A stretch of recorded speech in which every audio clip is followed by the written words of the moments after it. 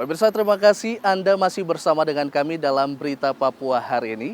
Dan bagi Anda yang baru saja bergabung bersama kami, akan kami sajikan kembali berita utama kami di hari ini. Berikut cuplikan.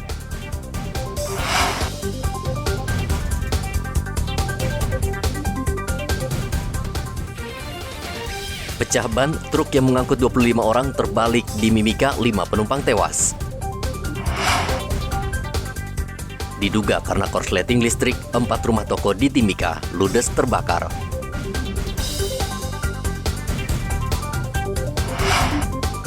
Wamendagri pastikan Sorong siap menjadi ibu kota Provinsi Papua Barat Daya.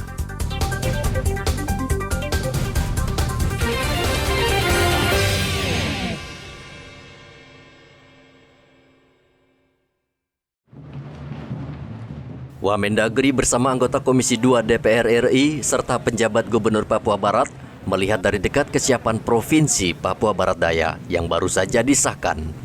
Wamendagri John Wembe Tipo memberikan semangat bagi rakyat di Papua Barat Daya untuk membangun provinsi baru. Yang kita harapkan ini kan, kalau sekarang ini kan kita di akhir bulan November, kita masuk cuma 1 bulan. 1 bulan ini kita harapkan dukungan biaya dari Pak Gubernur Papua Barat dan Pak Bupati Wali Kota yang masuk di wilayah Papua Barat Daya. Kalau bisa dana hibah ini segera disiapkan untuk membantu kerja-kerja tim untuk penyusunan APBD dengan hal-hal yang lain ke depan di tahun 2023. Jadi waktu kita tinggal tersisa 1 bulan.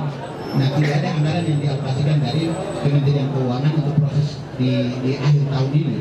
Karena itu dengan dana hibah yang diberikan ini akan digunakan untuk dalam proses persiapan dengan segala macam yang tadi kita sampaikan, baik PJ maupun peresmian dan juga untuk perangkat daerah untuk menyusun APBD dan seterusnya yang telah tadi saya sampaikan. Sementara itu, penjabat Gubernur Papua Barat Paulus Waterpau akan memberikan dana hibah sebesar 5 miliar dari Pemprov Papua Barat untuk operasional pertama Provinsi Papua Barat Daya. Bulan ini judul 20 hektar dan operasi bulan itu 5 miliar. Tapi itu kurang. Nanti dengan Pak dapat yang wali kota kita akan bahas cepat. Proses mana yang kita bisa dipakai untuk mendukung profesionalisasi daripada PJ Papua Barat Daya dan waktu 1 bulan tadi. Itu 2023 tentu dari PPN memberikan provinsi Papua juga teman-teman di Papua Barat Daya. Saya mewakili seluruh masyarakat Papua Barat untuk bersama kepada Provinsi baru Papua Barat Daya. Mudah-mudahan juga dengan lahirnya Papua Barat Daya terus menambah gas, menambah kecepatan dan menambah pelayanan kita kepada masyarakat yang ada di wilayah Papua Barat Daya. Baik, kita dari Provinsi Hidup siap mendukung, menetap dan membantu segala hal yang menjadi kebijakan negara, pemerintah dan juga kita semua masyarakat. Paulus berharap hadirnya Provinsi Papua Barat Daya akan mempercepat proses pembangunan di tanah Papua. RUU Provinsi Papua Barat Daya disahkan Ketua DPR RI Puan Maharani menjadi undang-undang dalam sidang paripurna 17 November lalu. Undang-undang Provinsi Papua Barat Daya selanjutnya akan dikaji pemerintah dan ditetapkan Presiden dalam waktu 30 hari sejak ditetapkan DPR RI. Papua Barat Daya memiliki 6 wilayah, meliputi Kota Sorong, Kabupaten Sorong Selatan, Raja Ampat, Kabupaten Maibrat, dan Kabupaten Tambrau. Topan melaporkan dari Sorong, Papua Barat. Saat ini pada 3 daerah otonomi baru di Papua belum terbentuk KPU tingkat provinsi, sehingga seluruh proses teknis tahapan pemilu masih diatur KPU induk, yakni KPU Papua. Menurut anggota KPU Papua Melkianus Kambu, Undang-Undang Nomor 7 menjadi acuan KPU Papua dalam bekerja. Dan selama belum ada perpu ataupun regulasi baru, maka KPU Papua masih akan mengatur terkait teknis dan operasional di 3 DOB tersebut. Terkait daftar pemilih dan teknis sosialisasi, bahkan pendaftaran calon legislatif, bupati, serta gubernur, tetap akan diatur KPU Provinsi karena belum ada peraturan baru. Kami KPU masih menunggu, itu adalah kewenangan KPU RI, kami masih menunggu revisi Undang-Undang 7 atau pengganti Undang-Undang 7 itu peraturan pemerintah. Sehingga sekarang kami masih tetap, KPU Provinsi masih tetap mengambil melaksanakan tahapan-tahapan sampai pada menunggu peraturan pemerintah pengganti Undang-Undang 7 tahun 2017 tentang pemilu. Kalau itu sudah keluar, maka kewenangan ini KPU RI lah yang mengambil alih daerah-daerah ini. Gitu.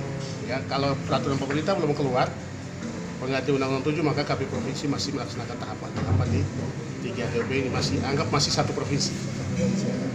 Karena kami masih menunggu Undang-Undang 7, karena kami penyelenggara pemilu bekerja berdasarkan Undang-Undang 7 tahun 2017 tentang pemilu. Itulah yang menjadi dasar bagi kami. Kalau ada peraturan pemerintah pengganti Undang-Undang 7, maka KPU Provinsi Papua sudah tidak lagi untuk melaksanakan tahapan di 3 DOB baru. Melkianus menambahkan, jika saja dalam rentang 1 tahun regulasi terkait KPU di DOB baru belum terbit, maka kewenangan penyelenggara pemilu dan pilkada akan diserahkan ke KPU di 3 provinsi baru tersebut. Muhammad Ridwan melaporkan dari Merauke, Papua Selatan. Saat ini ada sejumlah apoteker di Merauke yang terindikasi melanggar aturan dan kode etik.